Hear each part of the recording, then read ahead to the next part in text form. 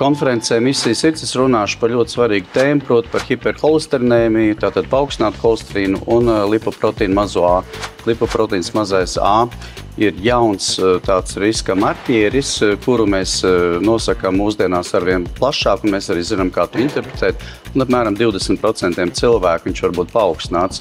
Tā ka tur mēs apspriedīsim jaunākās atziņas arī par to, kā tos interpretēt un ko darīt šajos gadījumos. Konferences Misija sirds es iesaku apmeklēt saviem kolēģiem tādēļ, ka augusta beigās Eiropā būs publicētas jaunākās vadlīnijas par lipīdu vielmaiņas ārstēšanu, lai mazinātu kardiovaskulāro risku, un noteikti arī tas tiks pieminēts, kā arī cits jaunākās aktualitātes no Eiropas kardiologu kongresa, kas notiks augusta beigās. Lai samazinātu sirds asinsvadu slimību risku, es visiem iesaku pirmām kārtām ļoti ieklausīties tanī, ko saka ārsti, proti par to, ka ir svarīgi zināt savus rādītājus savlaicīgi, tātad kāds ir holesterīna līmenis, kāds ir asinsspiediens, un pats svarīgākais agrīni jau iet pie saviem ģimenes ārstiem un citiem speciālistiem, konsultēties un izvērtēt savu kardiovaskulāro risku, un tad jau arī būs atbildes, kā pareizi rīkoties.